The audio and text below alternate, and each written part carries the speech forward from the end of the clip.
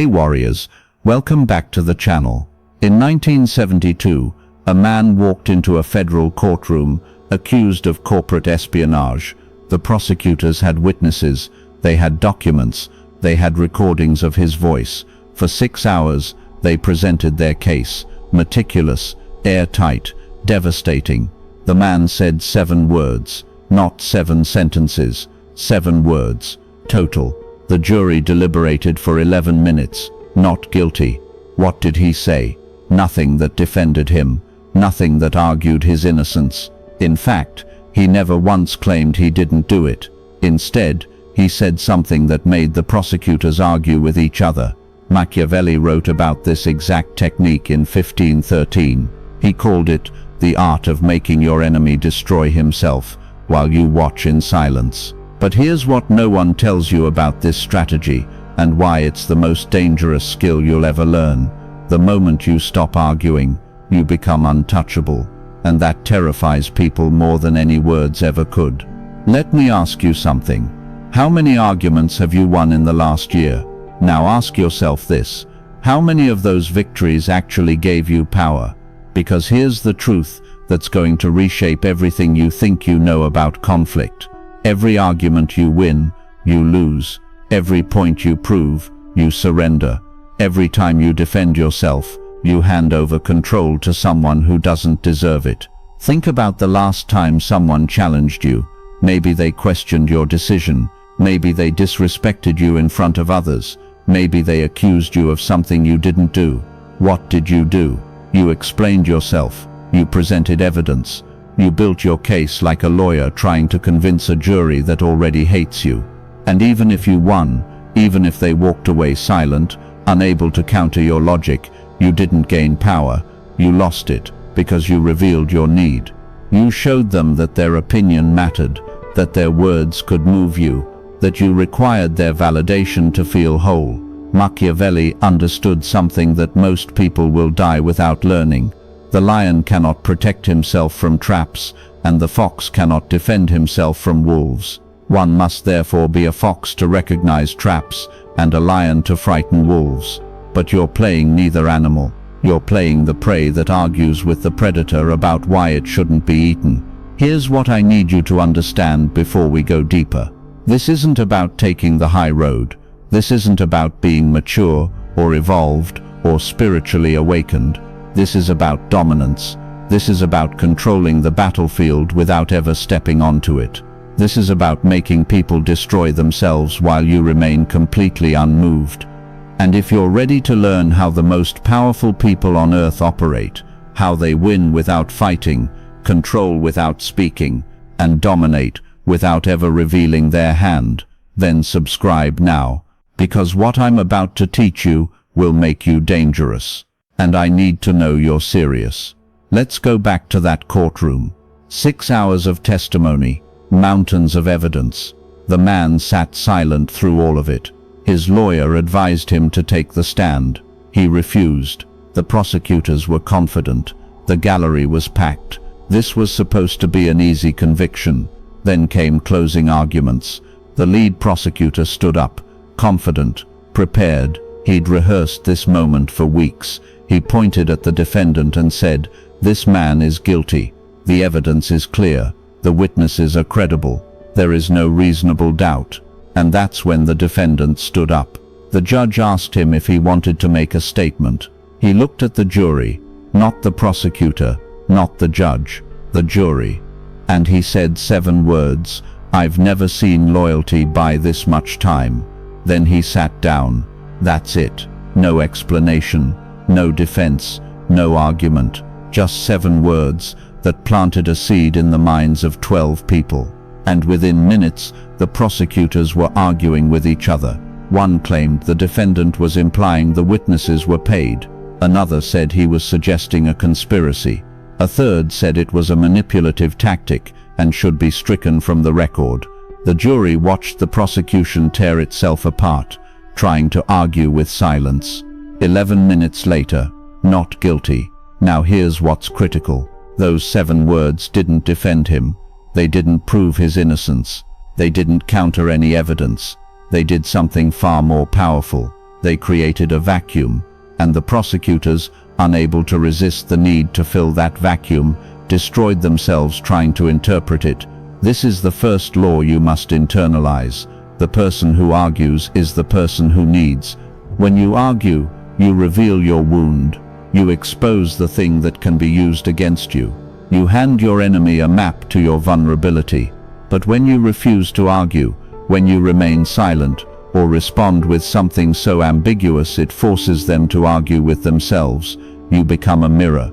And people hate mirrors, because mirrors don't argue back. Mirrors don't defend. Mirrors just reflect whatever the other person brings to them. And that reflection reveals everything.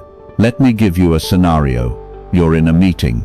Your coworker challenges your idea in front of your boss. They don't just disagree, they attack. They call your plan unrealistic, poorly researched, a waste of time. Everyone's looking at you. Your heart rate spikes, your face flushes, you feel the need rising in your chest, the need to defend yourself, to prove them wrong, to show everyone in that room that you're not incompetent. So you argue. You present data. You cite examples. You dismantle their objections point by point, and you win. They go quiet. They can't counter your logic. But here's what just happened beneath the surface. You showed everyone in that room that this coworker has power over you. You showed them that their words can make you react, can pull you out of your frame, can force you to justify yourself. You won the argument, but you lost respect. Now imagine this instead. Your coworker attacks your idea. Everyone looks at you. You pause. You let the silence hang for 3 seconds longer than comfortable. Then you look at your coworker, not with anger, not with defensiveness, with complete neutrality. And you say, "Interesting perspective. That's it." Then you turn to your boss and say, "I'll send you the updated projections by tomorrow. Let's revisit this with fresh data." And you're done. No argument, no defense, no need to be right. You just moved the conversation forward while your coworker is still standing there, confused, wondering if they landed a hit or if you just deflected them into irrelevance. Within 24 hours, one of two things happens.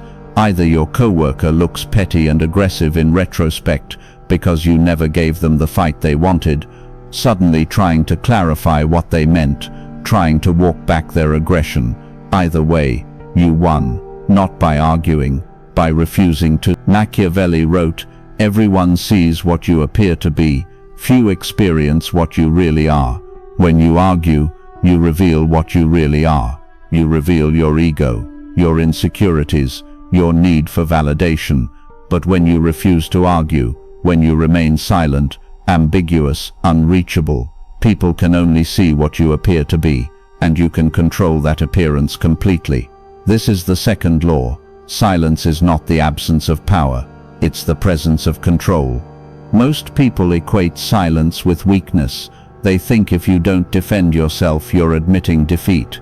But that's because most people are slaves to their reactions. They've been trained since childhood to believe that every accusation requires a defense. Every insult requires a rebuttal. Every challenge requires proof. But you, if you're paying attention, are about to become something different.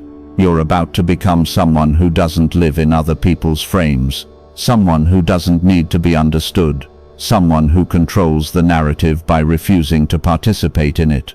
Let me show you how this works in relationships. Imagine your partner accuses you of something. Maybe they say you're distant. Maybe they say you don't care anymore. Maybe they're fishing for reassurance, or testing you, or genuinely hurt. The instinct is to argue, to explain why they're wrong, to list all the things you've done for them, to defend your intentions, to prove your love. But here's what happens when you do that.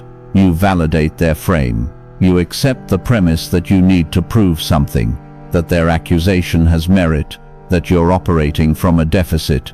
And once you accept that frame, you're trapped in it. Every explanation sounds like an excuse. Every defense sounds like guilt. Every reassurance sounds desperate. You're arguing from a position of weakness, and you can't win from there. But if you refuse to argue, If they say, "You don't care about me anymore," and you pause, look at them with complete calm and say, "Is that what you believe?" Not defensive, not angry, just curious. What happens? They have to sit with their own accusation. They have to hear how it sounds when it's not being argued against. They have to decide if they actually believe it or if they were just testing you, seeking attention, trying to provoke a reaction. And in that moment, you take back control. Because you're not operating in their frame anymore. You're creating a new one. A frame where you're not the defendant, you're the observer. A frame where their emotions are their responsibility, not yours to manage. A frame where your silence speaks louder than any argument ever could. Now, if you're still watching, I know you're starting to see it. The way this applies to your job, your relationships, your family, that friend who always tries to start drama, that person who constantly challenges you. You're starting to see how much energy you've wasted arguing with people who never deserved your explanation. And if this is resonating, if you're realizing you've been playing the game wrong, do me a favor and hit that like button right now, because we're about to go even deeper, and what comes next will change how you see every interaction for the rest of your life. Let's talk about what arguing actually is. At its core, arguing is an attempt to impose your reality onto someone else. You believe something, they believe something different, and both of you are trying to force the other person to accept your version of truth. But here's the problem. People don't change their minds because of logic. They change their minds when not changing becomes more painful than changing. Think about that. Every argument you've ever had, you thought you were dealing with someone's intellect. But you weren't. You were dealing with their ego, their identity, their need to be right. And you can't argue someone out of their identity. You can only make them so uncomfortable in it that they choose to leave it themselves. This is the third law. Make them argue with themselves, not with you. The defendant in that courtroom understood this perfectly. He didn't argue his innocence. He planted a seed. I've never seen loyalty buy this much time, and let the prosecutors water it with their own paranoia. Were the witnesses paid? Was there a conspiracy? What did he mean by loyalty? The prosecutors didn't know, so they started guessing, theorizing, arguing with each other about what he meant. And in doing so, they created reasonable doubt where none existed before. The defendant never had to prove anything. He just had to make them question themselves. Here's how you use this in real life. Someone accuses you of lying. The instinct is to defend yourself, to provide proof, to get angry and demand they apologize. But if you do that, you're arguing on their terms. Instead, you say, "Why would I lie about that?" Not defensively, just neutrally. And then you go silent. Now they have to answer. They have to explain their reasoning. They have to justify their accusation. And the moment they start doing that, they're arguing with themselves. They're examining their own logic, looking for holes, wondering if they were wrong. And you didn't have to prove anything. You just made them uncomfortable in their certainty. Or let's say someone insults you in public. They call you incompetent, lazy, stupid. Everyone's watching. The tension is thick. You could argue, defend yourself, list your achievements. But that's what they want. They want to see you rattled. They want to watch you scramble for validation. Instead, you smile, just slightly, and you say, "If that's true, what does it say about you that you're bothered by it?" And then you walk away. What just happened? You flipped the frame. You made them the subject of examination, not you. You made everyone in the room wonder, why are they so invested in tearing this person down? And you did it without defending yourself once.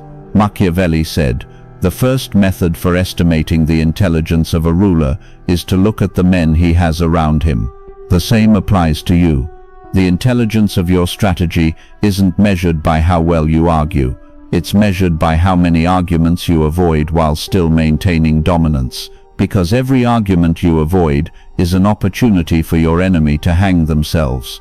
Every silence you maintain is a space for them to fill with their own paranoia. Every time you refuse to engage, You force them to escalate, and escalation always reveals weakness. Let me tell you about a CEO I once studied.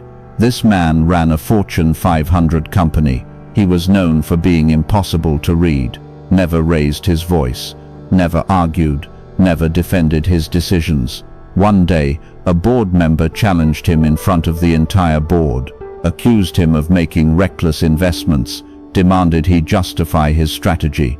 The room went silent. Everyone expected a fight. The CEO looked at the board member for a long moment. Then he said, "I respect your concern. That's it." He didn't defend the investment, didn't explain his reasoning, didn't engage with the accusation at all. He just acknowledged it and moved on to the next agenda item.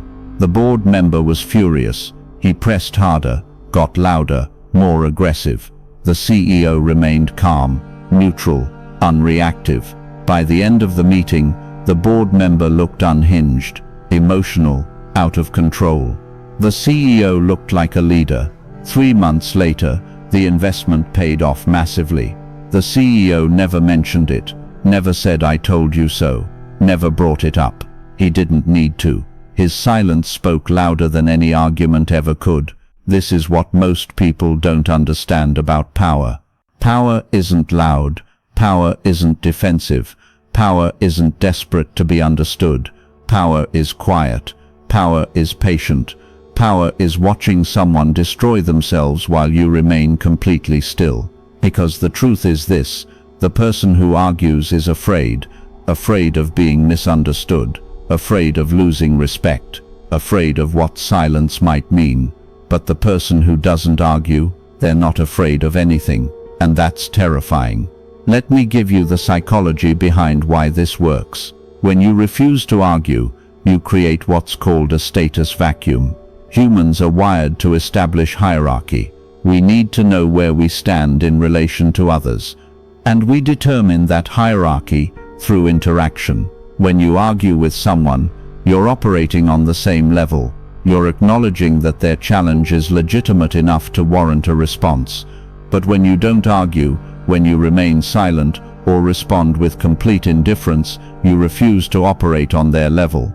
You're implying, without saying it, "This isn't worth my energy." And that implication is devastating, because it positions you above them automatically. They're down in the mud, trying to provoke you, and you're standing on the cliff, watching them from a distance. They can scream as loud as they want, but they can't make you come down. Now here's where it gets even more powerful. When you refuse to argue, people start creating narratives about you. They need to understand why you're not engaging, so they fill in the gaps themselves. Some will decide you're arrogant, some will decide you're confident, some will decide you're hiding something. But here's what matters: they're all thinking about you.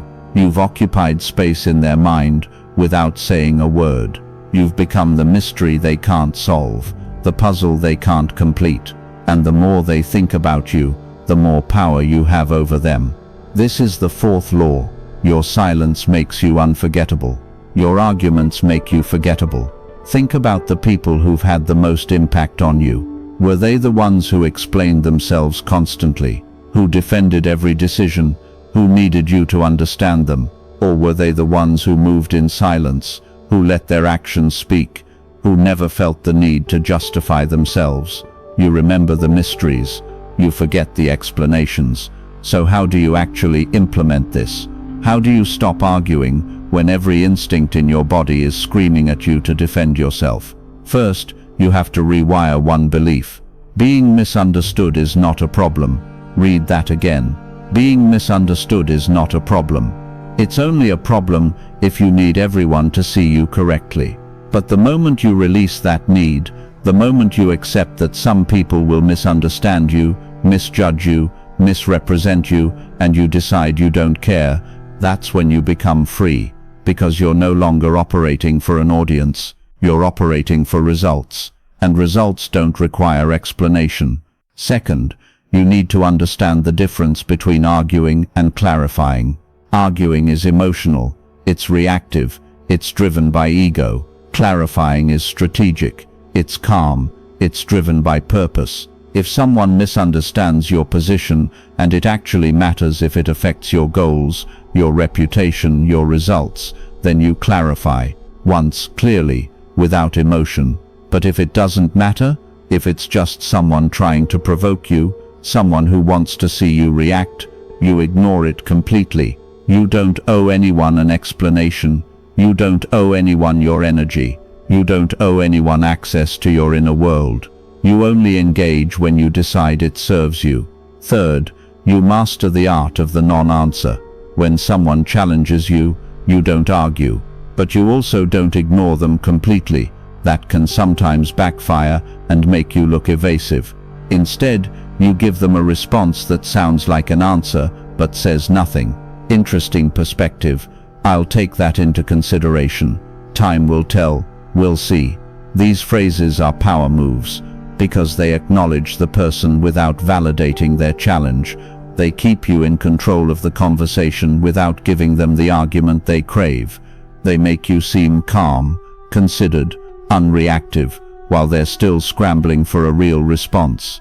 Let me tell you what happens when you master this. People stop challenging you, not because they respect you more, not because they agree with you, but because you become boring to challenge. There's no drama, no reaction, no satisfaction. You're like a wall they keep punching, and it never cracks. Eventually, they get tired, they move on, they find someone else to provoke. And you keep moving forward, unbothered, unfazed, untouchable. Machiavelli wrote, "Never attempt to win by force what can be won by deception." But here's the deeper truth. The greatest deception is making people think they have power over you when they don't. The greatest deception is letting them argue with themselves while you watch. The greatest deception is your silence, because it lets them project whatever they want onto you, and in doing so they reveal everything about themselves. So here's what I need you to do right now. Think about the person in your life who constantly tries to argue with you, who always challenges you, who seems to need you to react. What would happen if you just stopped? What would happen if the next time they provoked you, you looked at them, smiled slightly, and said, "Okay," and then moved on with your life? No explanation, no defense, no argument, just complete indifference. What would happen?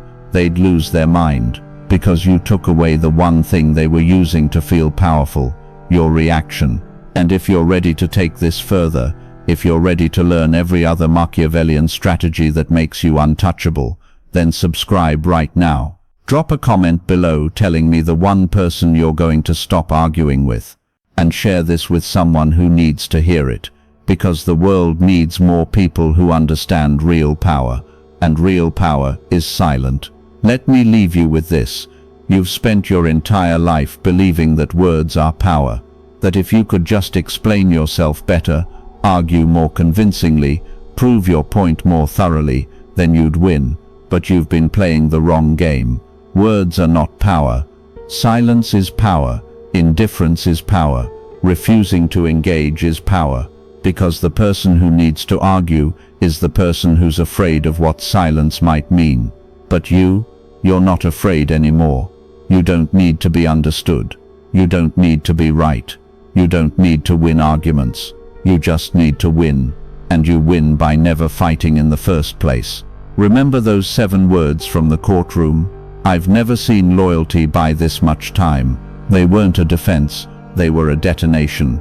1 sentence, 7 words, and the entire prosecution collapsed under the weight of its own paranoia. That's what you're capable of when you stop arguing and start thinking. When you stop defending and start dominating. When you stop explaining and start moving. So the next time someone tries to pull you into an argument about politics, about your choices, about who you are, remember this moment.